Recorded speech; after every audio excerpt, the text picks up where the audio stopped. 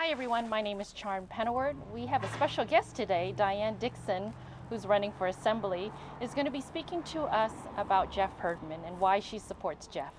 So without further ado, let's talk to Diane. Thank you, Charm. It's nice to be here with you today and talk to your audience. I am currently a city council person in Newport Beach. I was elected in 2014 and re-elected in 2018. And I've been serving with Jeff, who was elected in 2016, now for 4 years. I've known him before that. When I was running for city council in those years, I got to know him well because as president of the Balboa Island Improvement Association, he was really the go-to source for finding out what's going on in Balboa Island and what are the issues and what are the concerns. I find Jeff, as I'm not surprised, he's hardworking. He's in a position in his life that he can devote full time to this role, and it shows. It's a full-time volunteer job, and he gives his heart and soul. He's jumped right in. He's involved in he's now chair of our Water Quality Committee. When I was mayor in 2019, I named him chair of our newly reconstituted Aviation Committee because we really needed to ramp up our efforts with the county regarding John Wayne Airport. And Jeff has embraced both those roles fully. He's committed to the city, he understands the issues, he does his homework, and Jeff works hard and he does the right thing. That's great. Well, thank you for your support. Sure. We love it that we have council members who really believe in Newport Beach, and that's their number one goal, to help the citizens and the community. Actually, I'd like to follow up with some questions about your candidacy for Assembly. Oh, sure. Can you tell us about yourself and why you're running? Well, thank you. Thank you for the opportunity. I have served on the City Council since 2014. Before that, my career was in business. I worked for a Fortune 300 company as a senior officer. The company had operations all over the world. I did a lot of government relations.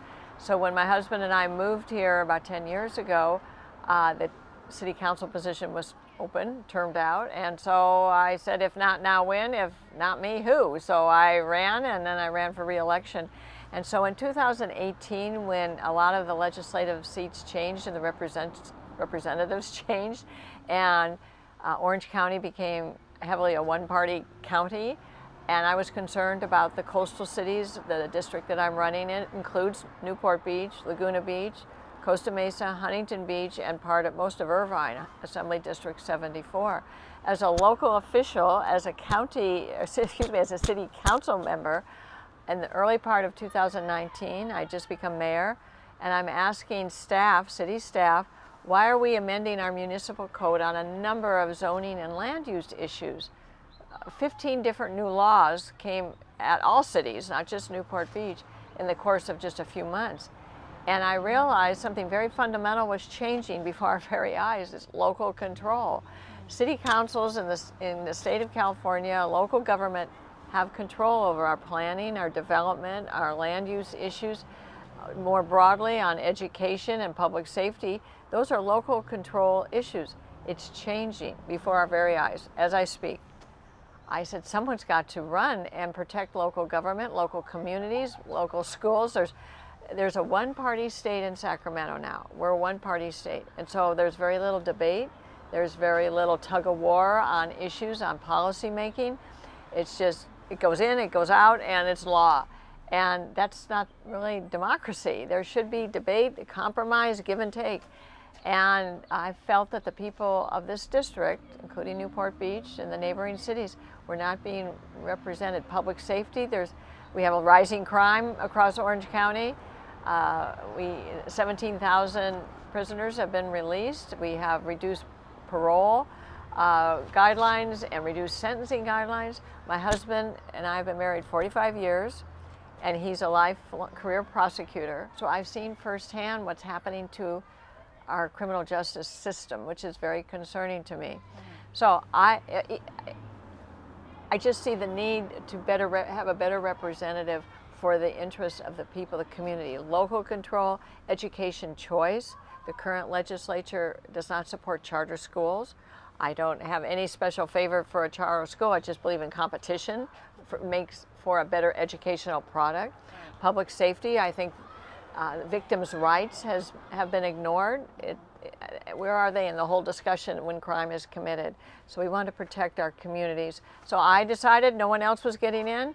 I'm going to run. It's not like I'm dying to live in Sacramento, but someone has to do it and return this seat. I am Republican and return this seat to the two-party system. But you know, independents are very much resonating with my campaign because they want more balance in our legislative process. Sure. So I'm somebody who's a problem solver, who could work across the aisle, find the best solution. And so it's not about one way or the other. Let's find the best solution that works for our cities. But I'm very concerned about our local cities and our communities because all the rules are being made in Sacramento now, the important rules. And that's not good. So that's why I'm running. Well, we're so delighted to have her. You seem very experienced and knowledgeable, and are going to attack all the different issues. And well, thank you. Thank you so much for your commitment to helping the whole community, not just Newport Beach, but our different counties. Well, I appreciate that. And the number one issue really is getting back.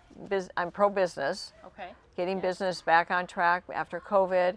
The legislature is making it very difficult for business. There's also an important, just a plug to your listeners and viewers, Proposition 13, which we've all been living with as to keep our property taxes low, is up for reform or revision by Proposition 15 on the November ballot, which would split up the commercial and residential property tax rolls. It's a bad proposition. It's a bad ballot measure. It will affect every business, and every customer of that business will have higher prices, and potentially every resident who's been living under the 1% cap on property taxes. And the ballot title is misleading. It says protect our cities and our education. It will destroy business, small business. I am a small business. I'm a business advocate, but small business is critical in our state. So tell your viewers, vote no on Proposition 15. It's really important to save our state. A lot of issues are important, but I appreciate the time today. Thank you. Thank you. Yeah. Encourage everybody to get out and vote. Your absentee ballots will be mailed October 5th, and you can vote at voting centers in Newport Beach, at our community center, and other cities, our community centers, and the official voting box. Or you could do it early at the post office. That's right. But in a voting box, they're scattered all over the city. Please vote. Vote for Diane Dixon. Yes. So yes on Diane Dixon and no on 15. That's right. So get out to vote and bring that sticker, say that I voted. That's right. Thank you, viewers, and we'll talk to you next time. Thank you, Char. It was a pleasure. Thank you so much. I appreciate it. Perfect.